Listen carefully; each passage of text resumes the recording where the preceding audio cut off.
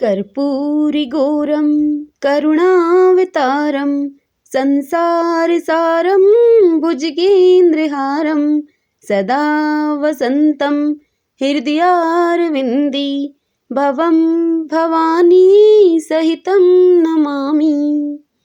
भगतजनों, आज हम फागुन मास महात्म्य के 9वें दिन की कथा सुनेंगे। आज की कथा में हम श्री शिव महापुराण विंध्येश्वर संहिता से शिवलिंग की स्थापना, उसके लक्षण और पूजन की विधि का वर्णन सुनेंगे तथा शिवपद की प्राप्ति कराने वाले सत्कर्मों का विवेचन का वर्णन सुनेंगे। सर्वप्रथम भगवान का सुमरण करेंगे। सब बोलिए गौरी शंकर भगवान की जय।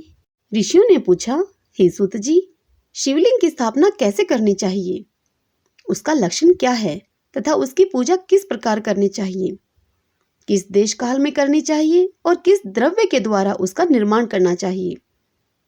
तब सूत जी ने कहा कि महर्षियों, मैं तुम लोगों के लिए इस विषय का वर्णन करता हूँ, ध्यान देकर सुनो और समझो। अनुकूल एवं शुभ समय में किसी पवित्र तीर्थ में, नदी आदि के तट पर अपनी रुचि के अनुसार ऐसी जगह शिवलिंग की स्थापना करनी चाहिए जहां नित्य पूजन हो सके। पार्थिव द्रव्य से, जल में द्रव्य से तथा तेजस पदार्थ से अपनी रुचि के अनुसार कल्पोक्त लक्षणों से युक्त शिवलिंग का निर्माण करके उसकी पूजा करने से उपासक को उस पूजन का पूरा पूरा फल प्राप्त होता है। संपूर्ण शुभ लक्षणों से युक्त शिवलिंग की यदि पूजा की जाए तो वह तत्काल पूजा का फल देने वाला होता है। यदि चल प्रतिष्ठा करनी हो तो इसके लिए छोटा सा शिवलिंग अथवा विग्रह श्रेष्ठ माना जाता है, और यदि अचल प्रतिष्ठा करनी हो तो स्थूल शिवलिंग अथवा विग्रह अच्छा माना गया है। उत्तम लक्षणों से युक्त शिवलिंग की पीठ सहित स्थापना करनी चाहिए। शिवलिंग की पीठ मंडलाकार अर्थात गोल, चकोर, त्रिकोण अथवा खाट के पाए की भांति ऊपर नीचे मोटा और बीच में पतला होना चाहिए।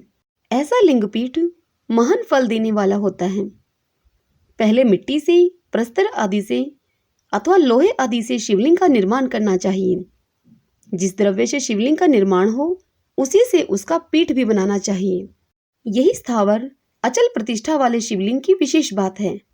चर अर्थात चल प्रतिष्ठा वाले शिवलिंग में भी लिंग और पीठ का एक ही उपादान होना चाहिए, किंतु बाणलिंग के लिए यह नियम नहीं है।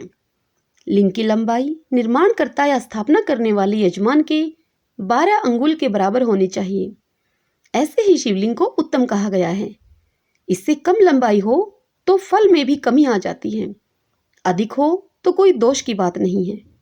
चरलिंग में भी वैसा ही नियम है, उसकी लंबाई कम से कम कर्ता के 1 उंगल के बराबर होनी चाहिए।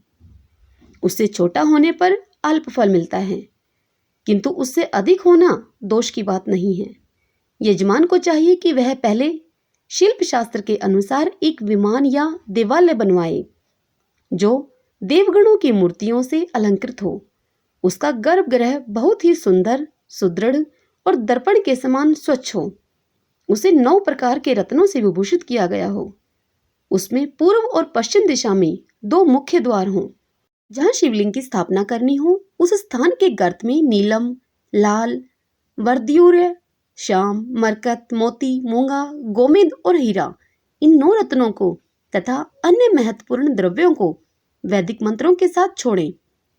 सदोचात आदि 5 वैदिक मंत्रों द्वारा शिवलिंग का 5 स्थानों में कर्मशः पूजन करके अग्नि में हविष्य की अनेक आहुतियां दें और परिवार सहित मेरी पूजा करके गुरु स्वरूप आचार्य को धन से तथा भाई बंधुओं को मनचाही वस्तुओं से संतुष्ट करें।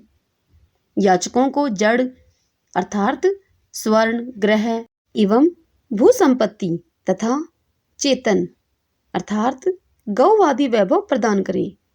स्थावर जंगम सभी जीवों को यत्नपूर्वक संतुष्ट करके एक गड्ढे में स्वर्ण तथा 9 प्रकार के रत्न भरकर सधोजात आदि वैदिक मंत्रों का उच्चारण करके परम कल्याणकारी महादेव जी का ध्यान करें। तत्पश्चात नाद घोष से युक्त महामंत्र ओमकार ओम का उच्चारण करके उक्त गड्ढे में शिवलिंग की स्थापना करके उसे पीठ से संयुक्त करें। इस प्रकार पीठ युक्त लिंग की स्थापना करके उसे नित्य लेप अर्थात दीर्घ काल तक टिके रहने वाले मसाले से जोड़कर स्थिर करें। इसी प्रकार वहां परम सुंदर वेर अर्थात मूर्ति की भी स्थापना करनी चाहिए। सारांश यह है कि भूमि संस्कार आदि की सारी विधि जैसी लिंग प्रतिष्ठा के लिए कही गई है वैसे ही मूर्ति प्रतिष्ठा के लिए भी समझनी चाहिए। अंतर इतना है कि लिंग प्रतिष्ठा के लिए प्रणव मंत्र के उच्चारण का विधान है, परंतु मूर्ति की प्रतिष्ठा पंचाक्षर मंत्र से करनी चाहिए। जहां लिंग की प्रतिष्ठा हुई है वहां भी उत्सव के लिए बाहर सवारी निकालने आदि के निमित्त वेर अर्थात मूर्ति को रखना आवश्यक है। वेर को बाहर से भी लिया जा सकता है, उसे गुरुजनों से ग्रहण करें। बाह्य वेर वही लेने योग्य है जो साधु पुरुषों के द्वारा पूजित हो। इस प्रकार लिंग में और वेर में भी की हुई महादेव जी की पूजा शिवपद प्रदान करने वाली होती है। स्थावर और जंगम के भेद से लिंग भी दो प्रकार का कहा गया है। वृक्ष लता आदि को स्थावर लिंग कहते हैं और कर्मी कीट आदि को जंगम लिंग। स्थावर लिंग की सींचने आदि के द्वारा सेवा करनी चाहिए और जंगम लिंग को आहार एवं जल आदि देकर तृप्त करना उचित है। उन स्थावर जंगम जीवों को सुख पहुंचाने में अनुरक्त होना भगवान शिव का पूजन है, ऐसा विद्वान पुरुष मानते हैं। यूं चराचर जीवों को ही भगवान शंकर के प्रतीक मानकर उनका पूजन करना चाहिए।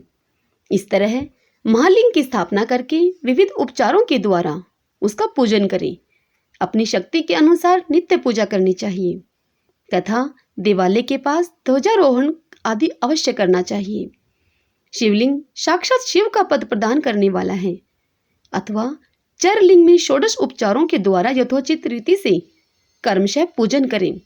यह पूजन भी शिव पद प्रदान करने वाला है। आवाहन, आसन, अर्घ्य, पाद, पादांग आचमन, अभयंग पूर्वक स्नान, वस्त्र एवं यज्ञोपवीत, गंध, पुष्प, धूप, दीप, नैवेद्य, तांबूल, समर्पण, निराजन, नमस्कार और विसर्जन, ये 16 उपचार हैं अथवा अर्घ्य से लेकर नैवेद्य तक विधि पूर्वक पूजन करें। अभिषेक, नैवेद्य, नमस्कार और तर्पण ये सब यथाशक्ति नित्य करें। इस तरह किया हुआ शिव का पूजन शिव पद की प्राप्ति कराने वाला होता है। अथवा किसी मनुष्य के द्वारा स्थापित शिवलिंग में, ऋषियों के द्वारा स्थापित शिवलिंग में, देवताओं के द्वारा स्थापित शिवलिंग में, अपने आप प्रकट किए हुए स्वयंभू शिवलिंग में तथा अपने द्वारा नूतन स्थापित किए हुए शिवलिंग में भी उपचार समर्पण पूर्वक जैसे तैसे पूजन करने से या पूजन की सामग्री देने से भी मनुष्य अभी जो बताया गया है वह सारा फल प्राप्त कर लेता है।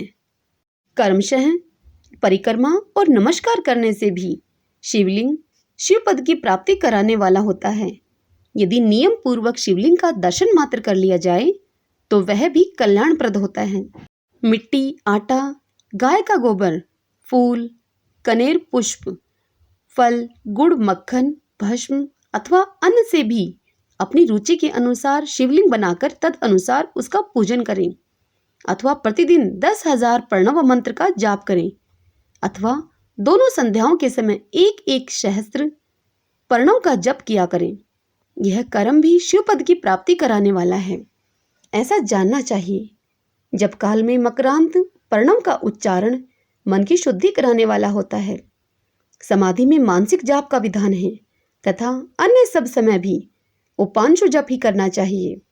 नाद और बिंदु से युक्त ओमकार के उच्चारण को विद्वान पुरुष समान प्रणव कहते हैं। यदि प्रतिदिन आदर पूर्वक 10,000 पंचाक्षर मंत्र का जाप किया जाए अथवा दोनों संध्याओं के समय एक एक सहस्त्र का ही जाप कर लिया जाए तो उसे शिवपद की प्राप्ति कराने वाला समझना चाहिए। ब्राह्मणों के लिए आदि में प्रणव से युक्त पंचाक्षर का मंत्र अच्छा बताया गया है। कलश से किया हुआ स्नान, मंत्र की दीक्षा, मातृकाओं का न्यास, सत्य से पवित्र अंतःकरण वाला ब्राह्मण तथा ज्ञानी गुरु, इन सब को उत्तम माना गया है। द्विजों के लिए नमः शिवाय के उच्चारण का विधान है। द्विजेतरों के लिए अंत में नमः पद के प्रयोग की विधि है, अर्थात वे शिवाय नमः इस मंत्र का उच्चारण करें। स्त्रियों के लिए भी कहीं कहीं विधि पूर्वक नमो अंत उच्चारण का ही विधान है, अर्थात वे भी शिवाय नमः का ही जाप करें। कोई कोई ऋषि ब्राह्मण की स्त्रियों के लिए नमः पूर्वक शिवाय के जप की अनुमति देते हैं, अर्थात वे नमः शिवाय का जप करें। पंचाक्षर मंत्र का 5 करोड़ जप करके मनुष्य भगवान सदाशिव के समान हो जाता है। 1, 2, 3 अथवा 4 करोड़ का जप करने से कर्मशः ब्रह्मा, विष्णु, रुद्र आदि महेश्वर का पद प्राप्त होता है। अथवा मंत्र में जितने अक्षर हैं उनका पृथक पृथक 1-1 लाख जाप करें, अथवा समस्त अक्षरों का एक साथ ही जितने अक्षर हों उतने लाख जाप करें। इस तरह के जप को शिवपद की प्राप्ति कराने वाला समझना चाहिए। यदि 1000 दिनों में प्रतिदिन 1 सहस्त्र जप के कर्म से पंचाक्षर मंत्र का 10 लाख जप पूरा कर लिया जाए और प्रतिदिन ब्राह्मण भोजन कराया जाए तो उस मंत्र से अभिष्ट कार्य की सिद्धि होने लगती है। ब्राह्मण को चाहिए कि वह प्रतिदिन प्रातःकाल 1008 बार गायत्री का जाप करे। ऐसा होने पर गायत्री कर्मशः शिव का पद प्रदान करने वाली होती है। वेद मंत्रों और वैदिक सूक्तों का भी नियम पूर्वक जप करना चाहिए। वेदों का पारायण भी शिव पद की प्राप्ति कराने वाला है, ऐसा जानना चाहिए। अन्यान्य जो बहुत से मंत्र हैं उनका भी जितने अक्षर हों उतने लाख जप करें। इस प्रकार जो यथाशक्ति जप करता है वह कर्मशः शिव पद अर्थात मोक्ष प्राप्त कर लेता है। अपनी रुचि के अनुसार किसी एक मंत्र को अपनाकर मृत्यु पर्यंत प्रतिदिन उसका जाप करना चाहिए, अथवा ओम इस मंत्र का प्रतिदिन 1 सहस्त्र जप करना चाहिए। ऐसा करने पर भगवान शिव की आज्ञा से संपूर्ण मनोरथों की सिद्धि होती है। जो मनुष्य भगवान शिव के लिए फुलवाड़ी या बगीचे आदि लगाता है तथा शिव की सेवा कार्य के लिए मंदिर में झाड़ने बुहारने आदि की व्यवस्था करता है, वह इस पुण्य कर्म को करके शिव पद प्राप्त कर लेता है। भगवान शिव के जो काशी आदि क्षेत्र हैं उनमें भक्ति पूर्वक नित्य निवास करें। वह जड़ चेतन सभी को भोग और मोक्ष देने वाला होता है। अतः विद्वान पुरुष को भगवान शिव के क्षेत्र में आमरण निवास करना चाहिए। पुण्य क्षेत्र में स्थित बावड़ी, कुआं और पोखरे आदि को शिव गंगा समझना चाहिए।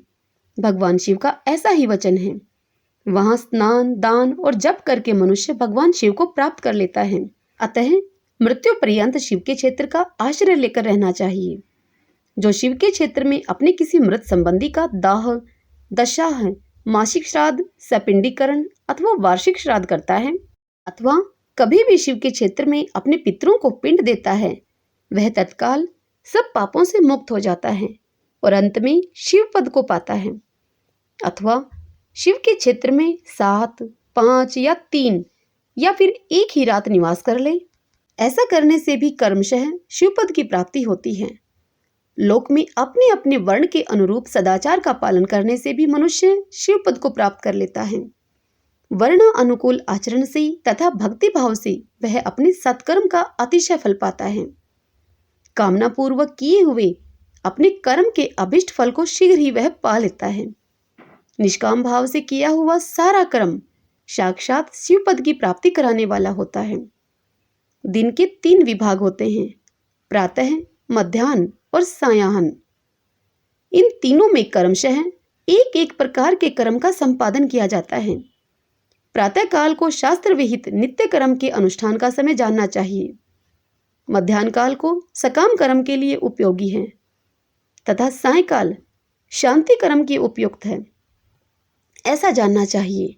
इसी प्रकार रात्रि में भी समय का विभाजन किया गया है।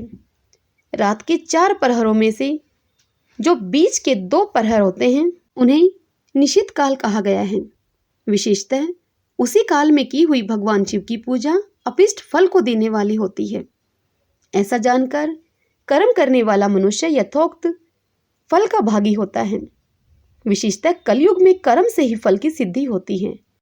अपने अपने अधिकार के अनुसार अभी बताए गए किसी भी कर्म के द्वारा शिवाराधन करने वाला पुरुष यदि सदाचारी है और पाप से डरता है तो वह उन कर्मों का पूरा पूरा फल अवश्य प्राप्त कर लेता है। ऋषियों ने कहा कि हे सूत जी, पुण्य क्षेत्र कौन कौन से हैं जिनका आश्रय लेकर सभी स्त्री पुरुष शिवपद को प्राप्त कर लें, यह हमें संक्षेप से बताइए। हरि ओम तत्सत। इसी के साथ श्री शिव महापुराण का यह अध्याय, यह कथा यही संपूर्ण होती है। इससे आगे की कथा हम कल अगले अध्याय में सुनेंगे। कल के अध्याय में हम मोक्षदायक पुण्य क्षेत्रों का वर्णन, काल विशेष में विभिन्न नदियों के जल में स्नान के उत्तम फल का निर्देश तथा तीर्थों में पाप से बचे रहने की चेतावनी का वर्णन सुनेंगे। सब बोलिए गौरी शंकर भगवान की जय। भक्तजनों, मेरे द्वारा सुनाई गई यह शिव पुराण महात्म्य की कथाएं कैसी लग रही हैं आपको? कमेंट बॉक्स में कमेंट करके आप अवश्य बताइएगा। और इन वीडियोस को अगर आपको पसंद आ रही हैं तो खूब शेयर करें, लाइक करना भी मत भूलिएगा।